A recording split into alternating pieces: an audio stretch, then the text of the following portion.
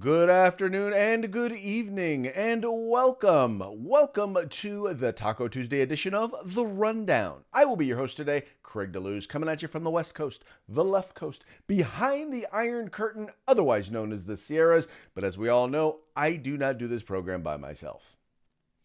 No, my name is Mike Borski. I will be the co-host today. That is the co-host from the East Coast. That's the coast with the most from the co-host with the most. Here on The Rundown, where we bring you 2A views at conservative news. But Craig, it's no regular day of the week here, is it? No, it is Taco Tuesday. It's raining tacos from out of the sky. Tacos, no need to ask why. Just open your mouth and close your eyes. It's raining tacos. It's raining tacos out in the street. Tacos, all you can eat. Lettuce and shells, cheese and meat. It's raining tacos. Yum, yum, yum, yum, yummy, yum. Woo! Got to love Taco Tuesday. I know for me it's kind of middle of the day. I know for you it's near the end of the day, but I think we should start off every day with an energetic song like that. Or a taco. Oh, a breakfast taco. I like. I've heard of breakfast burritos, but I've never had a breakfast taco. It's like a breakfast. It's like a breakfast burrito. It's like a breakfast taco. It's just you wrap it a little tighter. It's the same thing. There you It's go. just- You wrap it instead of folding it. yeah. Because you figure if you're having the breakfast burrito, you're on the move, right? Right. The breakfast taco is more of a sit down, enjoy, and at breakfast you don't get to do that. Well, there you go. Exactly. Well, depending on who you are and what you're doing, you don't get to do that. We tend to be on the move, those of us who are trying, the movers and the shakers in the world, That's right. Yeah, like the retirees of the world sitting at the Cracker Barrel all day long. Exactly. They're the ones that can afford to eat the breakfast tacos, living the good life. That's it. That's it. Excellent. Excellent. Well, they're living the good life. Well, as long as they're not, in Ukraine. Mike. Well, it depends on which side you're on, right? Exactly. We all knew that this was coming. Now, Mike, this is amazing. So for those of you who are just waking up today, waking up late, I guess, Russia has invaded. They won't call it that. They're going to say that there were a couple of provinces or regions that actually declared their independence. And so they've gone in to support the rebels there in Ukraine. But yes, that is true. It is not true. Well, it's not true that they are in fact rebels. Well, I won't clarify. I won't say that either. What I will say is they're invading. They've invaded the Ukraine. We knew that it was going to be coming. I'll tell you how I knew that eventually this was going to come. It was because we elected a Democrat president. Because the interesting thing about all this, Mike, is that if you look at it, you had Crimea was invaded. They invaded Crimea under Obama, and now they're invading Ukraine under Biden. And one would eventually start to wake up and think that the rest of the world recognizes that when a Democrat is president, that, America's kind of weak. Yeah, I mean, is this not pitiful, right? How about some of that cowboy diplomacy now, huh? Going over to North Korea for doing the smackdown, walking across the DMZ, going over there and shaking Putin's hand and laying it down and letting them know, hey, listen, we're not going to take your nonsense. You just chill, you relax, and then all will be good. But no, mean tweets. We got to get rid of them. Craig, and the history, especially everybody understands the history here on what's going on in the Ukraine. And I'm not trying to excuse anyone's actions whatsoever, but as recently as a generation ago, 30 years ago, Ukraine was one of the power seats of the Soviet Union. They were there. People that live, more than half the people that live there consider themselves, Soviets, right? Not just Ukrainian or not just Russians, but they still consider themselves Soviets. And when the Ukraine broke off, they didn't have a say in it. So there's people there right now that are still sympathetic to Russia coming in, and that's what you're seeing, I think, with these separatists. Those are the people saying, hey, listen, Ukraine, we've given this 25 years, we've given this a shot, and guess what? We're standing in bread lines, So why not if the Russians are going to take care of us? And like you said, Greg, add into this the whole Crimea thing. That was 5 years ago already. 6 years ago. Russia's already been in the Ukraine for 5 or 6 years. This is not news. They didn't just cross in today. They've already been occupying, the Crimea region of the Ukraine. Well, Mike, but maybe if you wouldn't elect, I don't know, YouTube stars as your president, then maybe you would stand a better chance of being able to fight stuff like this. Listen, they're brand new to democracy. Okay, Yeah. they didn't know how it worked. They thought it was like watching. They watched American TV, and the guy from you're fired. From The Apprentice got hired. As our president. So what do they know? They thought they were doing the right thing. Okay, you make an excellent point. We've got to lead better. Maybe that's it. But in the end, and I don't profess to be an expert on international relations and international politics and all of that. What I do know is this. I do know that if we're going to be involved, I do know that our leadership needs to make a strong case to the public as to why we need to be engaged and why we need to be involved in any of this.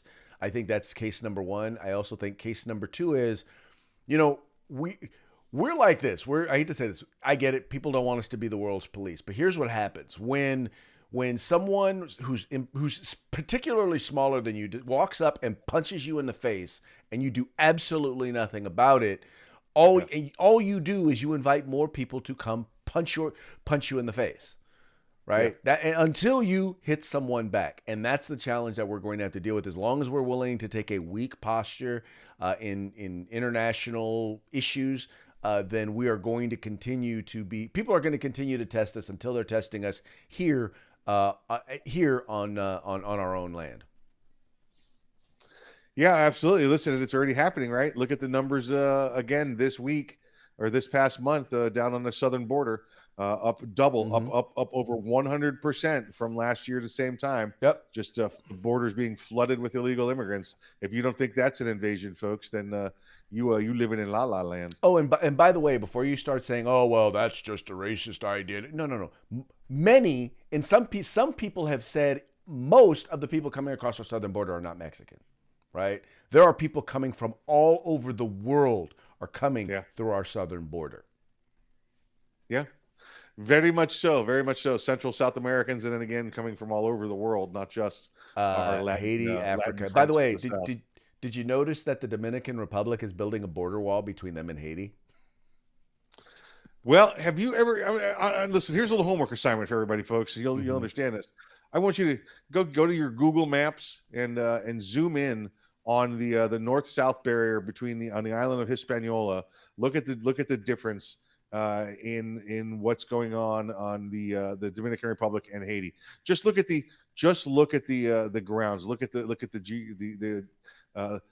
trees. Look at the buildings. And it's simple to see. I mean, you literally see on the Dominican Republic side trees and forests on top of the mountain there. And then when you look on the Haiti side, it's barren. I mean, they've raped the land. It's gone.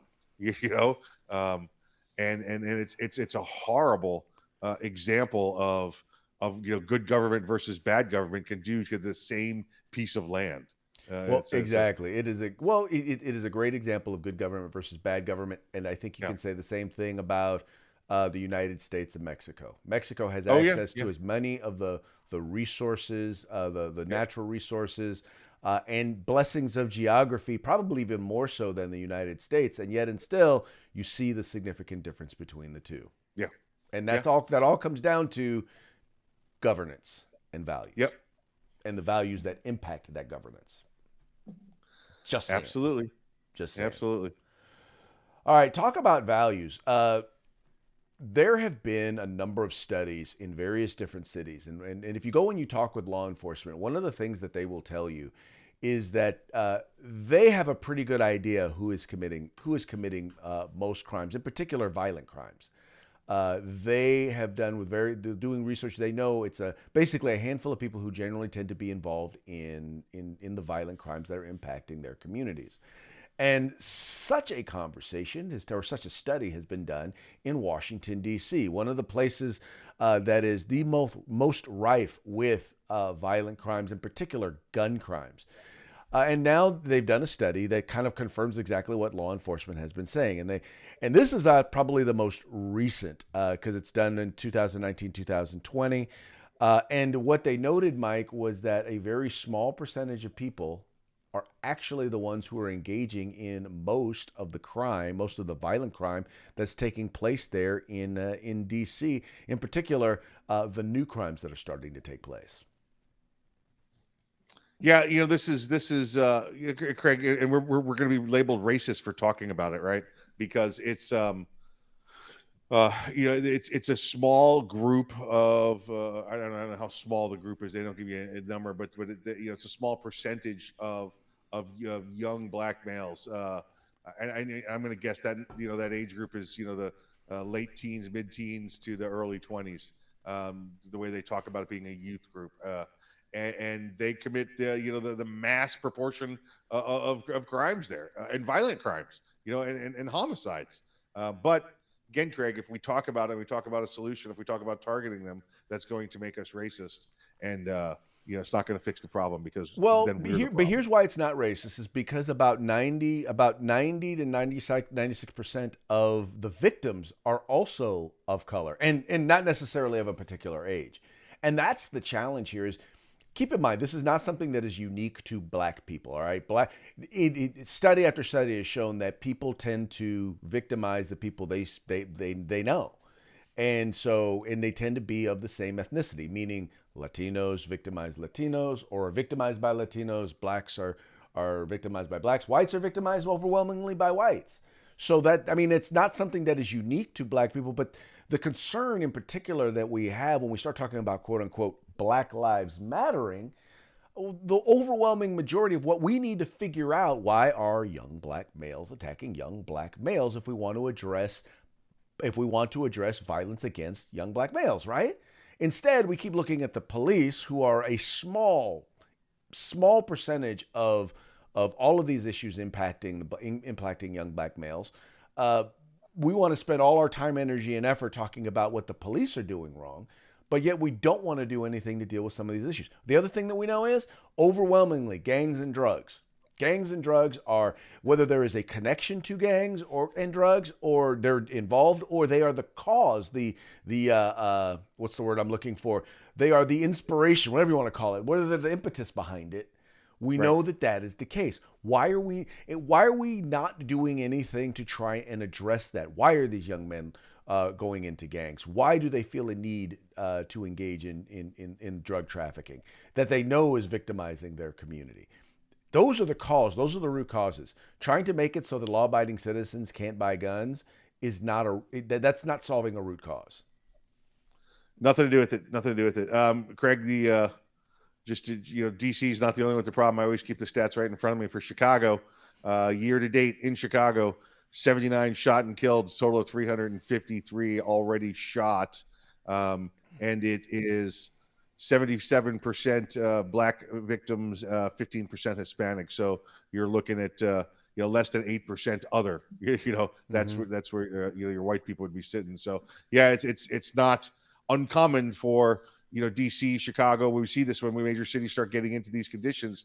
But then again, we address the problem, Craig. We become a racist, and we know that there's alternative programs. We know that there's things that work. You've got to rework or reinforce the family model. I think to start to gain back what's been lost there, because all of a sudden it's okay for minority families to be broken families, and that's just allowed to be acceptable. We're not going to address that. Well, and keep in mind that groups like Black Lives Matter, who claim to care about these young men, they want to destroy the nuclear family. They want to destroy that paradigm, which what we know is it is the destruction of that paradigm of that nuclear family in urban inner city communities and black community that is contributing largely to a lot of these issues, whether it's socioeconomic, whether it's educational, whether it's criminal justice, whatever it is.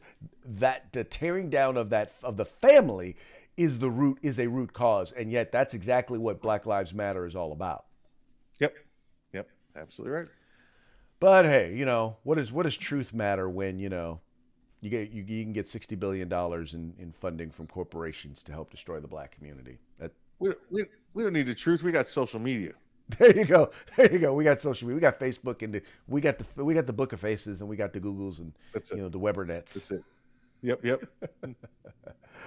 Oh, okay. Next on our thing. Well, this just kind of feeds into, or at least comes off of the last story. So you have New York City, which has created these policies that are supposed to make it so that we're not incarcerating as many young men of color. The whole goal was to eliminate racial disparities when it comes to crime, or those being punished by crime. But in essence, what has happened is that as these cities like New York have gotten smart on crime, as they've decriminalized crime and they've let criminals out on the streets, well, what they've actually wound up doing is creating more black victims. Now, Mike, this goes right back to the conversation that we were just having, is that people tend to victimize their own. And so when you look at this, what this tells you is that if I put the victimizers back out on the street and I tell them you won't be punished for what you were doing, they're going to go back to what they were doing. And if the people who were their victims before were black people, then the people who are going to continue to be their victims are going to be black people, right? Yes. Yeah, absolutely right. It's a numbers game that they refuse to do the math on, right? You realize what your outcome is. This is the same story, like you said, we've just talked about. This is, now that new mayor Eric Adams is in there and has said that he was going to bring back the stop, talk, and frisk, but they were not going to allow it to be disproportionately against minorities. Well, they found out, looking at all these numbers, Greg, that it's the groups, the small groups of minorities, and they're going after minorities. It's almost as if I don't know. Is there some kind of unwritten code where if we target our own, then they won't report it, so it's not really a crime? Do they expect us? Do victims of the same ethnic origin as us expect us to attack them? Thereby, it's okay for us to victimize them because they know that we don't have jobs, so it makes it all right. I don't know. I have no idea what this weird dynamic is, but whether it's the last story or this story, Craig, they all fingers point, in the same direction here. Right. And here's the thing is, I get it, because a lot of times these are the people who are committing these crimes. That's like 6 degrees of separation. These are people Yeah. This is your cousin, your cousin's son, right? This is your neighbor's daughter. I mean, these are people that oftentimes that and you don't want to think that, okay, well, maybe they're just, and I'm not saying that they are bad people. What I'm saying is that people in general, if you don't have boundaries, people tend to push boundaries. And if you Yes. do not if you do not have boundaries for them, if you do not say, do this and you will face consequences, if you do not teach people the concept of consequences, then they are going to continue to push until there's a push back. That Yep. is human nature. And there are some people out there, they're a minority in society, but there are some people out there who will do so to, in some cases, violent ends. And so it's incumbent upon us, and that's what I think this is why the broken windows policy works so well. If you set those boundaries a lot earlier, if you teach that lesson a lot younger, then people are a lot less likely to engage in crimes that are going to greatly victimize the rest of society. Yeah, agreed. That's just it's how we have to look at it, right? Because obviously the way it's being looked at by both sides is not solving any problems at all. It's just continuing to perpetuate the issue. And that's the thing. And don't get me wrong. I do believe that. First of all, I believe that most of this violence is not a gun problem; it's a people problem. And I'm not saying that there aren't external issues that we need to look at and figure out how we address those issues. and some people may, some programs that we can put in place in order to help address those things. Some people might say, oh, well, that's, we shouldn't be doing that. Well, first of all, I do believe that the government should not be doing that. The government should get out of the way and let the nonprofit community, let the community address those issues. And in fact, encourage the community to help address some of those issues, because time and time again, it's been proven that they do it better than the government does. But it's important, though, that we recognize there are some issues. And then, by the way, there are some issues that disproportionately affect different communities and therefore probably need to be addressed in particular in those communities. Agreed. Absolutely. But we all know that, media bias is never, ever going to allow that to happen, because media bias is all about them projecting an image, right? There's a message that they're trying to communicate. And one of the areas in which the media is always trying to communicate a message is that guns are bad, that guns commit crimes, right? Well, and as a part of them doing that, one of the things that they always do is they always underestimate the number of times in which firearms are used in self-defense, right?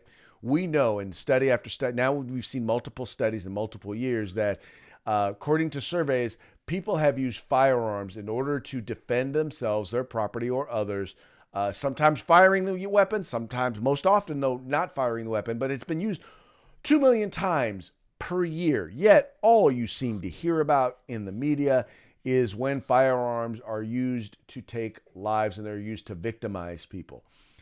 This is nothing new. This is data that's coming from our good friend, Mr. John Lott, over at the Crime Prevention Dr. Research Center. This is nothing new, but it's also something that you're never going to see the mainstream media report on.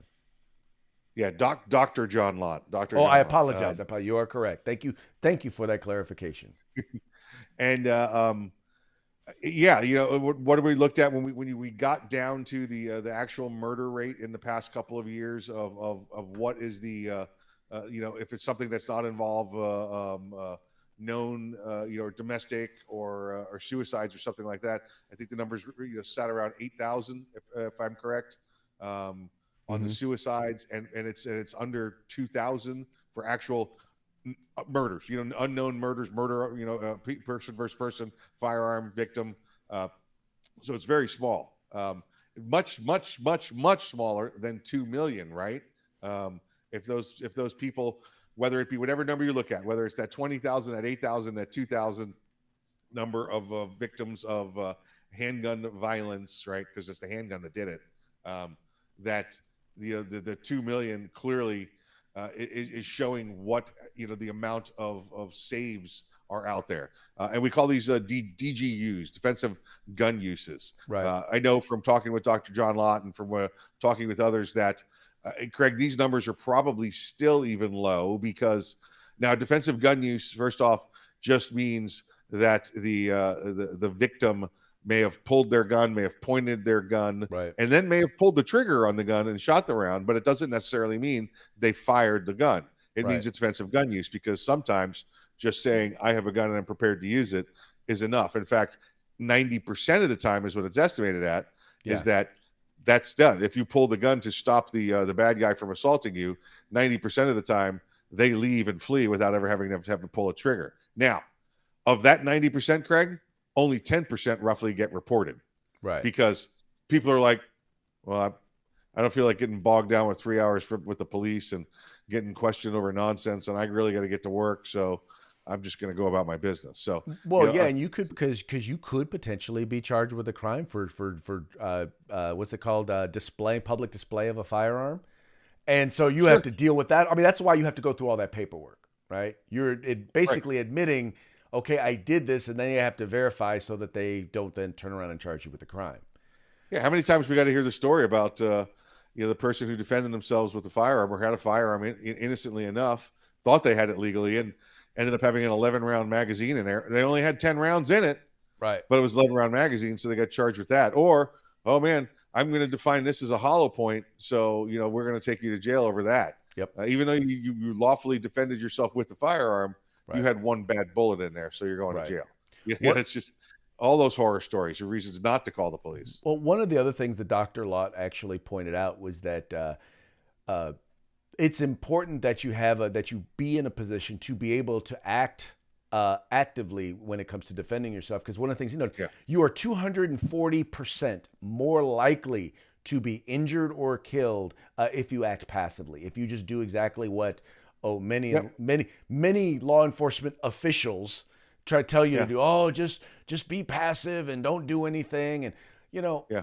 I'm sorry, but people I know who are self-defense experts will tell you, number one, if someone's trying to get you to get in a car, get in a trunk or something like that, do not, because wherever they take you is where they are going to kill you. Yeah. Yeah. Right? Yeah, absolutely right. Resist, Absolutely resist. Yep. Anyway, but having a firearm puts you in a position to be able to do that. Much the same way that, I don't know, having a first aid kit, a tourniquet helps you to stop bleeding when you, when you get stabbed or shot, right? Right. I'm not saying that it works every single time, but you are in a much greater likelihood to be able to prevent death or injury if you're prepared than if you're not. Yep. You're absolutely correct, sir. Absolutely correct. Preparation, right? Always be ready. Right. And that, by the way, takes us to our parting shot. Now, the first one here, talk about always being prepared. I got to imagine right now in Florida, it's like you guys are probably always ready for hot weather. You're probably always ready for rainy weather, but I'm almost willing to bet you are almost never ready for cold weather. It comes around every once in a while, and like I said, you have your hoodies prepared and ready to go outside with your shorts on, and you're just like, come on noon, because it'll be back in the 80s by then. Right. So it's a weird day. There are schools and offices all around the state of Florida that are filled with winter coats that get left there every day. Well, and that kind of led to this particular parting shot right here. Mother Nature just be throwing out temperatures like Powerball numbers. Are those temperatures that were in Florida this week? Yeah, we had some crazy ones, and again, we're back at I'm looking at right now, we're at 82 degrees sitting here today. Started out at 55 this morning, so. Well, that's the hard part. Is sometimes around this time of year in California, it's like it'll get down into the 30s at night, and then it'll be in the 70s during the day, and it's like, that time in the morning when you've got to head out, and you're like, okay, I got to be bundled up, but by the time I hit mid-afternoon, I'm going to be sweltering. Well, I figure the temperature is going to have rise and fall really drastically out there because you guys don't have any ozone left. Okay, well, I'm not even going to respond to that because, we do lead the world here in California in climate change because we know that what we do here only affects, in California. It doesn't do anything to anybody else. And what everyone else does in the world, like China, that's what's so funny is we do nothing about China, and yet most of the pollution that is in California, a bunch of it comes from China. Yeah, well, that's our number one. You guys want to live on the beach? You want to live on the beach and face them? That's what you get. There you go. But hey, the point of being on the beach is so that you can go fishing. And I was at Bass Pro Shop the other day, and notice this advertisement. You can't just be putting that up like that and not warning people. You didn't even say Beetlejuice. Well, Mike, it's funny that you were surprised because you're the one who sent this one to me. It still surprises me. I am just so undone with her. I'm done with her. Anyway, but you sent it. It's hilarious. We had to share. 353 shot, 79 killed and wounded in her city so far this year. Yep. Mind you, that's only like 47 days or 50 days, whatever it is. Right. And yet we're going to continue to support her and her policies because, well, that's what we do. Right. Yep. They're coming up on 2 a day there, trying to get their 2 a days in. Yeah. Not one good stuff, death every not 14 hours. Yep. All right, Mike. Hey, how about a quick shout out to our sponsors for the day? Hey, let's say hello to our good friends there. It's a Guerrilla Machining, Grid Defense, and then, of course, the California Republican Assembly. Woohoo! And you guys got a conference coming up soon, don't you? Well, so we got a couple of things coming up in March. One, we have a leadership conference. It's going to be taking place in Glendale, California. Check it out. Once again, the links are in the description to this video. You're going to want to check it out. If you are interested in running a campaign, being a part of campaign, want to have an understanding of how campaigns work, it's great. You're going to have national figures like Grover Norquist will be there. He will be speaking, and it's only $100. It's only $100 for a full weekend's conference. You're gonna want to check this out, so make sure you do that. Follow the link in the description to this video, and you'll find it. Also, the California Republican Assembly has its annual conference coming up. It will be a big one. Trust me, you do not want to miss this phenomenal event. That'll be taking place the weekend of the 18th there in March. Once again, follow the link in the description of this video, and you will be able to get more information on that. Also, please take advantage of our Take Action program. Tons of bad bills are being introduced in California. It's time that we say no, no, no, and no. So make your voice heard. Be a part of the solution. If you're not part of the solution, you're part of the problem. Don't be a part of the problem. That's what I always like to say. Anyway, folks, that's going to be it for today's program. We very much appreciate you tuning in. We appreciate you liking, sharing, subscribing, and encouraging your friends to do the same. With that, I will say that we are, Audi 5000? Out of here.